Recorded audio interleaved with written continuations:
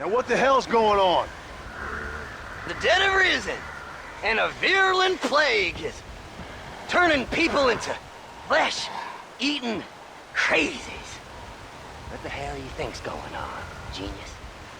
In the late 2000s and early 2010s, zombies were all the craze. Movie theaters across the world were watching Zombieland or Resident Evil Afterlife, unfortunately. TV sets were tuning into The Walking Dead's first season on AMC, and gamers were playing Left 4 Dead 2, Dead Rising 2, or discovering the origins of Call of Duty Zombies and World at War.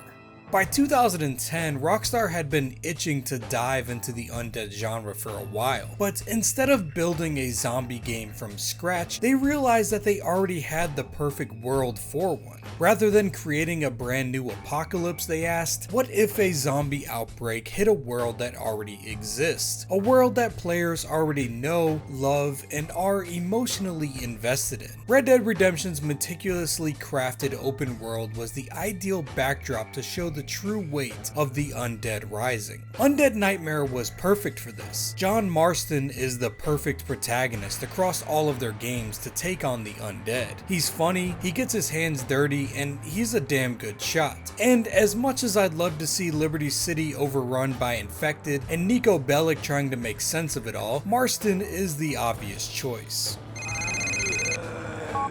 Cousin, how about we play some pool? The world and mechanics of Red Dead Redemption also work better for the undead. The open plains and small settlements scattered across the map work perfectly for the undead to roam around, reminiscent of a 1970s zombie flick. And it's not just the people who come back. Animals like buffalo, horses, and cougars return in terrifying zombified forms. The shooting mechanics are also the best case for this scenario as well. With John's Deadeye mechanic, you can land the required headshots needed to kill these creatures with ease. Head?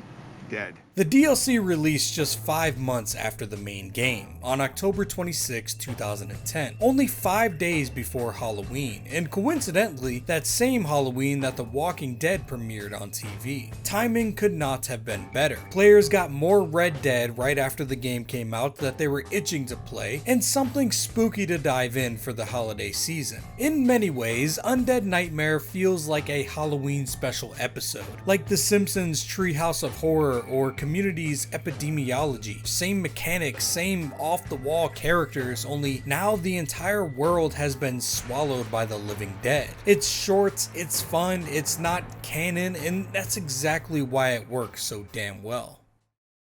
He is a man who is ready for anything. Almost anything. The story of the DLC picks up immediately after John is finally reunited with his family at the end of the main game, before Edgar Ross shows up for that final fateful visit. John is enjoying the peace he fought so hard for, and one stormy night he returns home from a day of chores to find Abigail quietly sewing and Jack reading a book about some ancient monsters, but Uncle is nowhere to be seen. They assume that the old fool got caught in the storm and he's holed up in some town for the night, and if he wasn't back by the morning, John would go out and search for him. He didn't have to wait until morning though. In the middle of the night, Uncle bursts into John's bedroom and he doesn't look so hot. You okay, old man?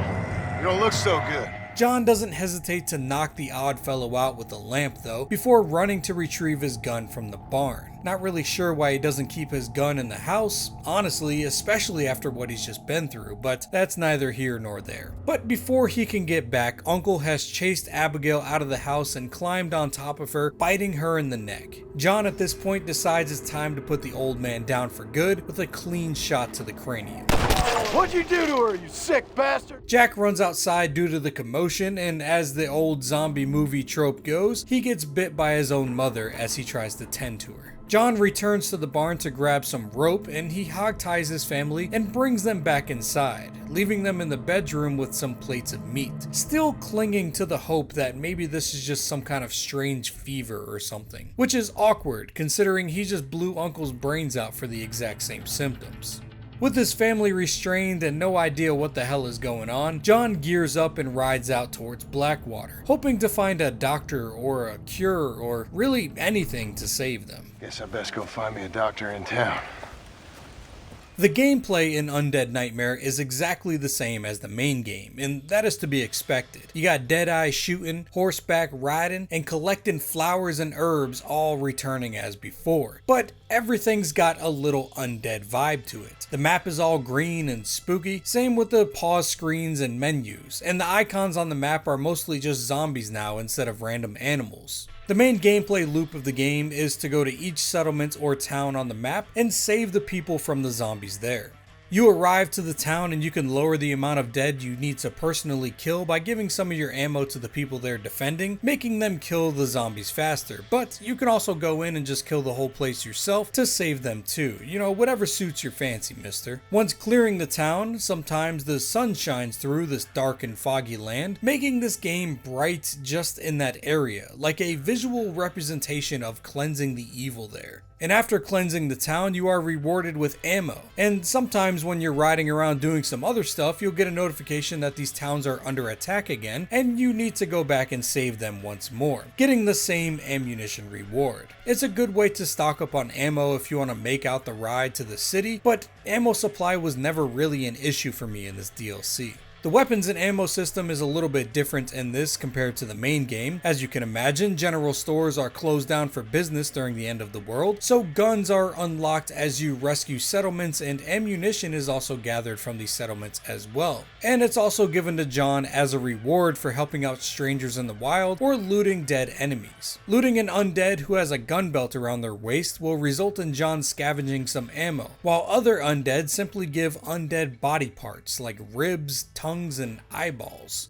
You claw at my back, I'll claw at yours. These body parts are actually useful too, as they can be used to craft ammunition for one of the new weapons added to this game, the blunderbuss, the ancestor to the shotgun. This gun is muzzle loaded with whatever gore you can scrounge up and some black powder shoved down its barrel and then shot at a zombie to completely obliterate anything in its way. Some other new weapons are a torch, a stick that's on fire. It's used as a melee weapon to beat the undead back, and it's super effective if there's just like 1 or 2 zombies, but when they're in hordes, it's a quick way to get eaten. The other new weapons are throwables. There's an undead bait, which is one of West Dickens' snake oils that just happens to attract the dead bastards. There's boom bait, which is just a bottle of the undead bait with a stick of dynamite shoved in it, and that's the great engineering of Landon Ricketts. And then there's holy water, blessed water from the nuns in Mexico that almost seems to save the undead in the cutscenes, but in gameplay it just kind of burns them in a blue flame. Other than the run-of-the-mill shambling zombie, there is also special infected types, because this is a post-Left 4 Dead zombie game. Of course there is. There are fast-moving bolters that run at you on all fours. There's the big and tall bruisers who charge at you and knock you down. And last but not least, there are the retchers. They spit toxic bile at John and they explode when they are killed. None of them are necessarily tougher than the standard infected, all of them still dying to a single headshot. The animals around the map are also creatures risen from the dead. Not every animal has crossed over from the main game. It's primarily only hostile animals that will attack Marston as he rides around, like bears, cougars, wolves, and boars. But there are some other docile creatures like buffalo, goats, and horses as well. All of these also give some undead versions of animal pieces if you decide to loot them, but they are essentially useless as you cannot use them for the blunderbuss and there's no stores open to sell them, so you just kind of get them for funsies, I guess. There are also some special creatures brought into the map as well. There are 5 mythical horses, one that represents each of the 4 horsemen of the apocalypse: war, pestilence, famine, and death. Each of these having some pretty cool designs and also being incredibly fast with unlimited stamina, with some unique perks as well, like war igniting enemies as you bump into them, or death exploding their heads on contact. These horses are randomly spawned around the map, so it's kind of a chore searching for them all. I happened to find War very early in the game, but shortly after I found him, I also rode him into the water, killing him I guess, because I never got him back. He was replaced with a regular undead horse that is fast and has unlimited stamina, but controls like John had way too many whiskeys at the bar. On top of these fine steeds, there's also the mythical unicorn that spawns sometimes after breaking all 4 of the regular horses. And this is the fastest and toughest horse in the game, if you want to grind for it. Personally, the war horse looks better, but a unicorn is pretty sick, I gotta be honest. There are some other mythical creatures brought into this game as well. Most notable is the Sasquatch, as there's a whole stranger quest tied to these beasts. Some hunter tells John to hunt down these monsters because they like to eat babies, so John goes around and kills everyone that he sees until approaching the final one, who's crying against a tree, sad that all of his kind are dead, and he begs John to kill him. And John yells at him saying he eats babies, but clearly there's been some telephone game going on here because the Sasquatch replies that he eats berries, not babies. You eat babies. You have to survive. Everyone knows that. Ain't your fault.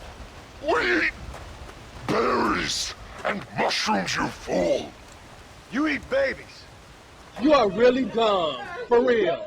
After killing a couple Sasquatch in this mission, you do notice that they aren't hostile at all. In fact, when they see John coming, they try to run away from him. But John, misguided on what these things are, he just guns them down regardless. And even though this Sasquatch is crying over being the last one alive, you can still regularly find Sasquatch roaming around the tall trees area even after this quest is over. But the quest is funny and off the wall all the same. Also, the achievement for killing a Sasquatch in this game is called 6 years in the making, a callback to the myths and legends of there being a Sasquatch in Rockstar's GTA San Andreas countryside, a funny reference to how that game's myth and rumors took over the gaming world at that time, and Rockstar is just acknowledging it here in a very funny way. Down in Mexico, you run into another mythical beast, this one being the legendary Chupacabra. It spawns on the map after reaching the final rank in Undead Hunter challenges, and it's pretty much just an angry dog that hunts fast like a cougar, but kind of a cool inclusion nonetheless. And also, there are bats. Nothing fancy, just the birds in this game are all replaced by giant docile bats. As far as missions and challenges go, they are all new, but still pretty adjacent to the challenges from the main game. Some of them contributing to some new outfits in the DLC, or just giving you some random ammo throughout the game. There are new side quests called Missing Persons that replace the bounty posters in the main game. Instead of hunting down some ne'er-do-wells, you instead just go find someone who's lost and trapped by the undead somewhere and bring them back to town. It's pretty straightforward. Random encounters also make a return with their own twist. Campsites, instead of being some friendly travelers on the road, are now usually just some guy with his undead wife tied up to a pole, surrounded by body parts, talking to John as if everything is normal. Or sometimes it's just some dude munching on human arms and talking to disembodied heads. Sometimes you find people crying on the side of the road because their loved one has just passed, and then you soon watch them get mauled by their recently deceased loved one. Or someone can run up to you in the woods and say they're not feeling too good before vomiting and then turning into a zombie and trying to kill you.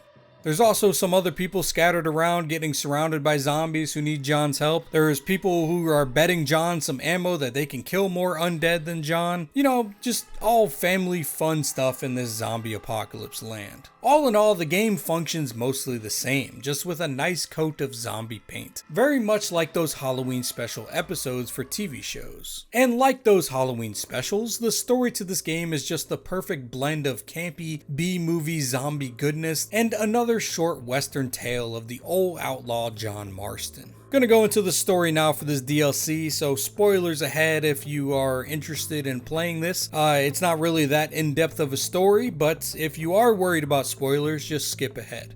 After tying up his family and heading into town to find some help, John finds the city of Blackwater in ruins. Buildings are on fire, doors are boarded up, and panicked warning messages are scribbled all over the walls. It's quite the scene compared to the usual high society feeling that Blackwater was striving for. This place looks more like Thieves' Landing at this point, am I right? Soon enough, John runs into Professor McDougal, who was supposed to be back at Yale after skipping town after Dutch tried to kill him, but he returns return to West Elizabeth to study this strange infection going around. He turns around to meet Nostis, who has his luggage going down the street, but he makes it only a few steps before he's tackled to the ground by Nostis and mauled to death. John then goes around Blackwater looking for more survivors and more information on just what the hell is going on, and he finds a family on a roof with a hysterical mother who blames the government for letting in too many foreigners at the border. And John said he spent a lot of time with these Mexicans and none of them are quite like this, but this falls on deaf ears to the woman. They let in too many foreigners! Just shut the goddamn border or things like this happen! He also runs into a small group of survivors discussing making a new America with them as the leaders, and they attribute this sickness to that dirty snake oil salesman and that freak who scrounged up the glass eye, alluding to our good friends Wes Dickens and Seth the grave robber. Soon enough, these survivors are mauled by one of the special infected as they bicker amongst each other. With these two leads though, John goes to search out his old friends. Seth is held up at an old cabin in New Austin and he's quite at home with the rising dead. In fact, he's playing some cards with Moses, that fellow that John helped him break out of jail in order to get his half of the treasure map. For some reason, the dead don't seem to attack Seth, probably because he smells just like them, digging in graves all day. Seth advises John to clear the graveyards across the map to cure the plague, so John goes out and kills all the undead at the graveyards, with each one having a special undead character that was involved in the main game in some capacity, and they also usually say some kind of broken English line as they crawl out of the ground too, hinting that these are some sort of special infected as well, but they have no abilities other than speaking briefly.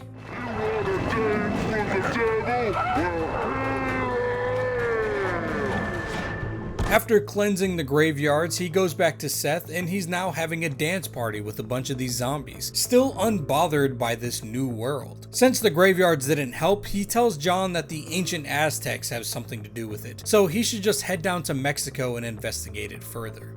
Wes Dickens is over at Fort Mercer, trying to sell his snake oil even at a time like this, claiming that it will ward off these evil spirits, but on the contrary, it's found out that it actually attracts the dead, as they watch some poor soul get ripped to shreds after taking a bottle from the salesman. Works like a charm.